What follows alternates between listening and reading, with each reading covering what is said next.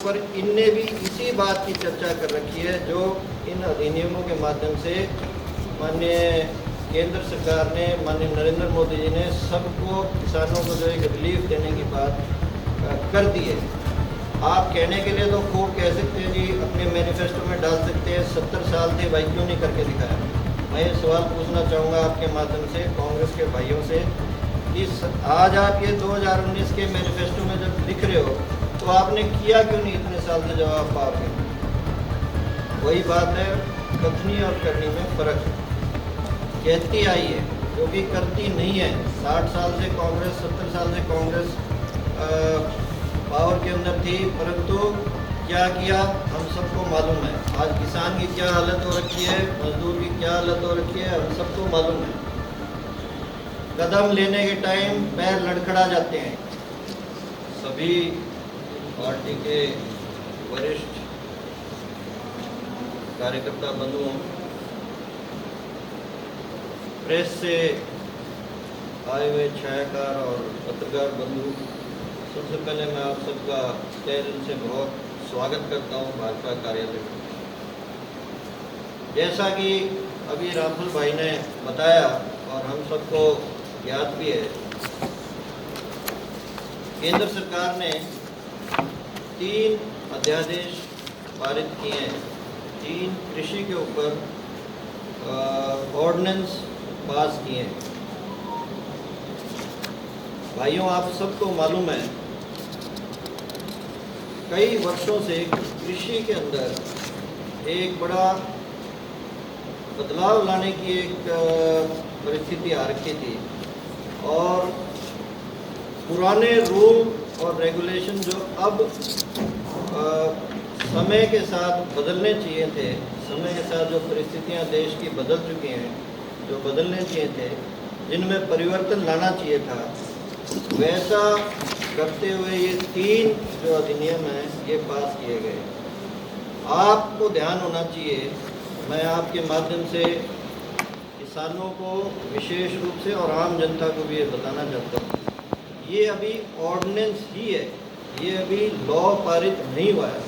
इसके अंदर चेंजेस लाए जा सकते हैं और खूब हरियाणा के लेवल पे, हरियाणा स्तर पे और पूरे देश के अंदर अलग अलग किसानों से और किसान समूह से जिनको इस प्रकार की कोई आशंका लगती है, कोई इसमें संशोधन करने का कोई सुझाव बनता है, ऐसा जगह जगह भारतीय जनता पार्टी के माध्यम से सुझाव लिए जा रहे हैं। हरियाणा के अंदर भी हम सबको मालूम है, कुछ दिन पहले माननीय प्रदेश अध्यक्ष श्री ओम प्रकाश धनखड़ जी के माध्यम से 3 सांसदों की एक कमेटी गठित की गई थी जो 4-5 जगह प्रदेश के अंदर घूमना शुरू कर रखा है और अलग अलग स्थानों पे जाके वो प्रदेश के अंदर किसानों से मिल के जो उनको कहीं अगर कोई किसी प्रकार का मन के अंदर संशय, उनकी संशय भी दूर कर रहे हैं और उनसे अगर कोई किसी प्रकार का सुझाव लेना है, जैसे मैंने अभी बताया, वो सुझाव भी ले रहे हैं। मैंने जैसे अभी आपको बताया, ये अध्यादेश क्यों लाए गए? ये अध्यादेश इसलिए लाए गए हैं क्योंकि किसान की जो माननीय नरेंद्र मोदी जी ने कहा है और अन्य पार्टियां हमेशा कहती आई है, जो कि करती नहीं है। 60 साल से कांग्रेस, 70 साल से कांग्रेस पावर के अंदर थी, परंतु क्या किया हम सबको मालूम है। आज किसान की क्या हालत हो रखी है, मजदूर की क्या हालत हो रखी है, हम सबको मालूम है। कदम लेने के टाइम पैर लड़खड़ा जाते हैं क्योंकि कहीं ना कहीं या तो इच्छा शक्ति में कमी है या फिर उनके अपने निजी स्वार्थ कहीं किसी चीज़ के साथ जुड़े हुए होते हैं, इसलिए कोई ऐसे ऐतिहासिक कदम नहीं लेते। आपको ध्यान होगा, अभी कुछ दिन पहले किसानों की दिक्कतों को दूर करने के लिए कृषि बीमा योजना लागू की गई थी। हम सबको ध्यान आना चाहिए, उसके अंदर कितना रोकने की कोशिश की गई, विपक्ष ने कितना आम जन को, किसानों को बरगलाने की तैयारी की, खूब आंदोलन चलाने की कोशिश की। और क्योंकि किसान बहुत भोला होता है, इसलिए वो बेचारा डर भी बहुत जल्दी जाता है। परंतु अंत में क्या हुआ, आज वही जो फसल बीमा योजना है वो बहुत अच्छे ढंग से लागू हो रही है। अब ये जो संशोधन लाए गए हैं, इनका मकसद भी यही है कि किसान की सहूलियत बढ़े, कृषि के अंदर प्राइवेट पैसा, जो निजी पैसा है, उसका भी डेवलपमेंट जो कृषि का, उसके अंदर भी पैसा आए। अब आज तक तो ये संभव नहीं था, क्योंकि इस प्रकार के जो बड़े लोग होते हैं या जो निजी निवेशक होते हैं, उनको अपना पैसा लगाने से पहले बड़े प्रकार की शंका रहती है। आप और हम भी अगर कुछ खरीदने जाते हैं तो बड़ा टेंशन में रहते हैं पैसा लगाने से पहले। इन कानूनों के माध्यम से किसान की प्रोटेक्शन हो, उसके हितों का प्रोटेक्शन हो, और निजी आदमी अपना पैसा अलग अलग प्रकार से, चाहे वो खुले में खरीद करके या कॉन्ट्रैक्ट फार्मिंग के माध्यम से करे, तो उसको कोई परेशानी ना आए। बिल्कुल ट्रांसपेरेंट ढंग से स्पष्ट करके बता रखा है कि भाई ये प्रक्रिया रहेगी, ये आपका एग्रीमेंट होगा, और एग्रीमेंट के अंदर अगर दिक्कत आती है तो एसडीएम के माध्यम से लोकल कोर्ट बनेगा, और एसडीएम वहीं पे 1 महीने के अंदर अंदर आपके केस का निपटारा कर देगा, ताकि निजी व्यक्ति को भी टेंशन ना हो, किसी कंपनी को भी इस चीज़ की टेंशन ना हो कि मेरा पैसा मारा जाएगा, और किसान को भी किसी प्रकार का भ्रम ना हो कि भाई पता नहीं क्या होगा, बाहर से कौन आएगा, क्या होगा, क्या करेगा। परंतु क्योंकि तीनों अध्यादेश नए हैं, स्वाभाविक है सबके मन में बड़े प्रश्न उठते हैं, सबके मन के अंदर बड़ा सवाल उठते हैं। परंतु आपको मैं आश्वस्त करना चाहता हूँ कि ये वो नरेंद्र मोदी जी हैं जिनकी सरकार के अंदर पिछले 6 साल में, 5 साल की पिछली सरकार और 1 अब हो चुका है, और ऐसे ही हरियाणा सरकार माननीय मनोहर लाल जी की सीएमशिप के नीचे 1 रुपये का भी घोटाला आज तक कोई पकड़ नहीं पाया है, और ना ही मन में कहीं मंशा है कि किसी प्रकार से कोई 2 नंबर का काम किया जाए। पुराना अगर आप जैसे कहते हैं कि पूत के पाँव पालने में दिखाई देने से आइडिया लग जाता है कि कैसा बनेगा बड़ा होके, ऐसे ही पिछले 5 साल की कथनी और करनी में अगर आप जाके देखें तो आपको अपने आप पता चल जाएगा कि कोई चोरी या भ्रष्टाचार या इसके अंदर भी कोई इस प्रकार का कोई 2 नंबर का काम छुपा हुआ नहीं है। बाकी एक चीज़ और मैं आपको ध्यान दिलाना चाहता हूँ, आप सबको जान के बड़ी हैरानी होगी कि कांग्रेस का ये 2019 का मैनिफेस्टो है, और 2019 के मैनिफेस्टो के अंदर इन्होंने जो कृषि के बारे में बात की है, उसके अंदर 3 पॉइंट हैं, 37 नंबर 7 नंबर के ऊपर। ये आपको एक प्रति शायद मैं देने की कोशिश करूँगा, नहीं तो इंटरनेट के ऊपर अवेलेबल है। इसमें 11, 13 और 21 पॉइंट के ऊपर इनने भी इसी बात की चर्चा कर रखी है, जो इन अधिनियमों के माध्यम से माननीय केंद्र सरकार ने, माननीय नरेंद्र मोदी जी ने सबको, किसानों को जो एक रिलीफ देने की बात कर दी है। आप कहने के लिए तो खूब कह सकते हैं जी, अपने मैनिफेस्टो में डाल सकते हैं, 70 साल थे भाई क्यों नहीं करके दिखाया। मैं ये सवाल पूछना चाहूँगा आपके माध्यम से कांग्रेस के भाइयों से कि आज आप ये 2019 के मैनिफेस्टो में जब लिख रहे हो तो आपने किया क्यों नहीं इतने साल से जवाब पावर के अंदर। वही बात है, कथनी और करनी में फ़र्क है। आज माननीय नरेंद्र मोदी जी ने इस प्रकार के जो काम थे, स्वामीनाथन आयोग की 201 रिकमेंडेशन थी, 201 में से कुछ ये वाली भी थी कि ट्रेड को फ्री किया जाए, एग्रीकल्चर ट्रेड को फ्री किया जाए, उसको आपने बांधा हुआ है। उसी 201 में से आज के दिन 200 जो रिकमेंडेशन थी वो लागू हो चुकी हैं। उनमें से कई रिकमेंडेशन इस चीज़ से भी संबंधित थी जो ये आज अपना विषय है। मैं एक छोटी सी कहानी कह के अपनी बात को समाप्त करूँगा।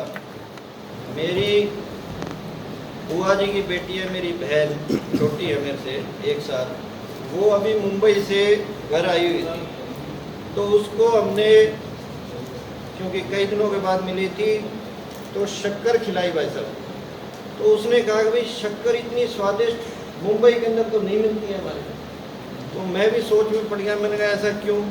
पर बाद में जब ये सारे मैंने कानून वानून पढ़े तो समझ आया कि ऐसे ही नहीं आप बोरी भरी और उठा के आप किसी भी स्टेट में जाके और खोल के आप बेच सकते हो। बहुत सारे कानून है जो आपको रोकते हैं इस तरह करने से। माननीय नरेंद्र मोदी जी ने यही किया है इन 3 अध्यादेशों के माध्यम से कि अगर यहाँ के किसान को एमएसपी से ज़्यादा अच्छा अगर प्राइस बाहर मिल रहा है किसी चीज़ का, लागत अगर ज़्यादा उसको मूल्य मिल रहा है तो वो मंडी में ना बेच के बाहर जाके बेच सकता है अपना सामान। वो हरियाणा में ना बेच के राजस्थान के अंदर ज़्यादा अगर पैसा मिल रहा है तो राजस्थान में जाके बेच सकता है। अगर कोई व्यापारी बाहर से आके उसका खेत में से ही सामान उठाना चाहे, पहले वो नहीं कर सकता था, ऐसे मंडी में ही बेचना पड़ता उसको, और वहाँ 5-7% जो ड्यूटी लगती है वो कंपलसरी थी उसकी। अब कोई ऐसी रोक टोक नहीं है। अगर कोई व्यापारी के साथ मार्केट की कंडीशन ऐसी हो जाती है कि आपके पास डायरेक्ट आके अगर कोई खरीदना चाहता है आपके खेत से तो सीधा खरीद सकता है। कॉन्ट्रैक्ट फार्मिंग, अनुबंध जो कृषि है, इसके अंदर जो उल्लेख आता है और बड़ी भ्रांतियाँ फैलाई जाती हैं कि जी बाहर से लोग आएंगे और आपका ज़मीन वगैरह का अधिग्रहण कर लेंगे। आप मेरे को एक चीज़ बताओ, झज्जर की तरफ, गुड़गांव की तरफ, सोनीपत की तरफ, वहाँ पे भी तो किसान के खेत थे, परंतु ठीक ढंग से अनुबंध किए तो वो आज ज़मीन जो है वो सोना हो गई है। तो क्या बाहर जो इन क्षेत्रों से, एनसीआर से अगर कोई किसान दूर रहता है तो उसका नहीं बनता कि भाई उसकी ज़मीन की भी या उसकी उपज की भी लागत बढ़नी चाहिए। इसी के तहत ये तीनों के 3 अध्यादेश पारित किए। इनके अंदर बड़े अच्छे ढंग से सारी चीज़ लिखी हैं, और जैसा मैंने अभी बताया, संशोधन का अगर कहीं कोई स्कोप है, पीछे भी अगर आपने देखा होगा अभी जो पूर्व में जो चीज़ें, जैसे मैंने अभी फसल बीमा योजना की बात की थी, लगातार उसमें कई संशोधन होते रहे। जीएसटी की अगर हम बात करें, आज भी जीएसटी कमेटी बैठी हुई है। आज भी अगर कोई वर्तमान स्थिति के अंदर दिक्कत आती है, परेशानी आती है, उसके अंदर चेंजिंग ले आते हैं, एकदम रेट ऊपर या नीचे हो जाते हैं। किसी में 18% था उसको दूसरे स्लैब में ले आते हैं, तीसरे में ले आते हैं। ऐसे ही कोई कानून पारित हो गया पूर्व सरकारों की तरह, ये नहीं उसके बाद लूटपाट शुरू हो जाएगी। अगर संशोधन उसमें कहीं करने की आवश्यकता होगी बाद में भी, कानून बनने के बाद भी, तब भी मैं आपको आश्वासन देता हूँ, किसान भाइयों को आश्वासन देता हूँ कि आप किसी भी कार्यकर्ताओं से संपर्क कर लेना। हम आपका यथाउचित स्थान तक आपकी आवाज़ को जरूर पहुँचाएंगे, और माननीय नरेंद्र मोदी जी के माध्यम से, सीएम साहब के माध्यम से, प्रदेश अध्यक्ष जी के माध्यम से आपके जो सुझाव है वो ऊपर तक पहुँचाएंगे, और उसको कहीं अगर चेंज लाना है उसको चेंज भी लाने का आश्वासन मैं आपको देता हूँ। केंद्र सरकार ने कई बड़ी योजनाएं लागू करी, नोटबंदी की, जीएसटी की, जो था लॉकडाउन किया, मतलब बड़े बड़े कदम उठाए, लेकिन उससे पहले जो उनके हितधारक थे उनसे बातचीत हुई, क्या ये कारण है कि इतनी बड़ी योजनाएं लागू होने के बाद वो सही तरीके से लागू नहीं हो पाई? ऐसी बात नहीं है। जैसे मैंने अभी बताया, जीएसटी भी चल रही है और आहिस्ता आहिस्ता, क्योंकि एक नई व्यवस्था है, आपको ध्यान होना चाहिए। कई ऐसे देशों के उदाहरण हैं जहाँ पे जीएसटी को वापस लेना पड़ा है, महीने में, 15 दिन में, 20 दिन में, 6 महीने में, परंतु यहाँ भारत में तो लगातार लगभग मेरे ख्याल से 3-3.5 साल हो चुके हैं, क्योंकि गवर्नमेंट बड़ी फ्लेक्सिबल है। अंत में भाई गवर्नमेंट किसके लिए है? हम सब के लिए, हम सब के माध्यम से ही बनी है, तो ऐसी कोई चिंता वाला विषय नहीं है। अगर आप कह रहे हो कि आपके किसानों के हित में है, इसलिए आपकी पार्टी गठबंधन के जो नेता है वो किसानों के समर्थन में बोल रहे हैं, किसानों के समर्थन में बोल रहे हैं, गठबंधन में है। कोई नया विषय नहीं है कि अचानक ही कहीं से निकल के आ गया हो। आपने बात करी, बीमा क्षेत्र में चला गया, लेकिन अब ऐसे किसान अगर पूरे गाँव के अंदर गठबंधन है बीजेपी का, हाँ कहीं के आपके पास उदाहरण है मेरे पास, ना मैं उनमें ठीक करूँगा। नाम लेके पूछ लो उसका, आप मेरे पास उदाहरण लिया ना बात, ठीक करो। बिल्कुल 100% सरकारी चेक है। किसी भी भारतवर्ष के अंदर कोई भी गतिविधि होती है उसके ऊपर अंततः कहीं ना कहीं सरकार की आंखें रहती हैं, और पटड़ी से अगर हटने लगती है कोई चीज़ तो गवर्नमेंट की इंटरवेंशन, गवर्नमेंट की दखलंदाजी उसी टाइम शुरू होने लग जाती है। कोरोना आया, किसी ने कल्पना नहीं की थी इस प्रकार के रूल रेगुलेशन आ जाएंगे, इस प्रकार की गतिविधि सरकार को करनी पड़ेगी, आम जन को करनी पड़ेगी। परंतु गवर्नमेंट जो कुछ देख रही थी, जो सही कदम थे लेने के लिए वो लिए गए। बिल्कुल 17 अक्टूबर की बात है 2019 में नरेंद्र मोदी जी अपने हिसार में आए थे सेक्टर 1-4 और उस दिन भारी ओलावृष्टि हुई थी पूरे बरवाड़ा क्षेत्र के अंदर, बिल्कुल एकदम सफेद हो गया क्योंकि बहुत ज्यादा बर्फ गिरी। उस दिन का बीमा आज तक नहीं मिला है। हमारे कृषि मंत्री जी का मैं जिक्र करूंगा, वो भी यहाँ पे आए थे, उनको भी एप्लीकेशन दी गई थी। जैसा कि आपने कहा कि पूर्ण रूप से हम कोशिश करेंगे, तो ये कोशिश ही हो रही है सर, वर्किंग नहीं। आपको मैं बता दूं, अभी तो मेरे पास वो एग्जैक्ट आंकड़ा नहीं है, जैसे ही सरकार बनी थी 3000 करोड़ रुपए का मुआवजा बांटा गया और 600 करोड़ रुपए तो पिछली सरकार ने जो हाँ कर रखे थे, जो वो बांट के नहीं गए थे, वो भी बांटे गए। और आपको ये भी ध्यान दिला दूँ, कांग्रेस सरकार के टाइम 2, 3 और 5 रुपए तक के भी चेक मुआवजे के नाम पे बांटे गए। मतलब ये इसको आप कंपेयर करो भारतीय जनता पार्टी का जो शासनकाल था उसमें किस प्रकार से मुआवजा बांटा गया। दूसरा, आज भी अगर कहीं कोई इस प्रकार का रह रखा है, जैसे मैंने भाई साहब को कहा, आप भी मेरे को बताओ और उसका जरूर कोई ना कोई समाधान करवाएंगे अगर कहीं बचा हुआ सर। 3 में ऐसी कोई वो नहीं है कि भाई किसी का जो जायज बनता है उसको मारा जाए। सर फसल ही जानी खत्म ही हो रही, उसके रिकॉर्ड होते हैं, सैटेलाइट की फोटो होती है, सारी चीज़ें होती हैं। सर 3 अध्यादेश के अलावा एक और सरकार अध्यादेश लेके आने की तैयारी में है, बिजली निजीकरण, जिसके तहत अभी सरकारी सब्सिडी मिलती है किसानों को, जिसके अंतर्गत 10 पैसे प्रति यूनिट उनको बिजली दी जा रही है, लेकिन उसके बाद 10 रुपये प्रति यूनिट दी जाएगी। इसके बारे में क्या कहना? देखो, मोटी बात तो ये है कि दिखने में कई बार विपक्ष के द्वारा कहीं ना कहीं बरगलाने की कोशिश की जाती है। मोटी बात तो ये, आज मैं इसकी तैयारी करके आ रखा हूँ आप सबके साथ। इसके ऊपर अगर कोई विशेष बात है तो हम इस सर कल जो धरना दिया होता उसके अंदर किसानों ने इसी को लेकर रोष प्रदर्शन किया था। मैंने तो कहीं सुना भी नहीं है ये वाला जो आप सर है, आप मोदी जी का भाषण सुनेगा उसके अंदर। कोई नहीं सर, आप नंबर दीजिएगा मुझे, मैं आपको भेजूंगी। कोई नहीं, अपन बात बिल्कुल सर। अगर भाजपा कार्यकर्ता होती आपको भाजपा कार्यकर्ता हो गए सर, आपने ये कहा कि हमने ऐसा नहीं कहा, मैम ने कहा कि मोदी जी ने ये लेक्चर दिया था।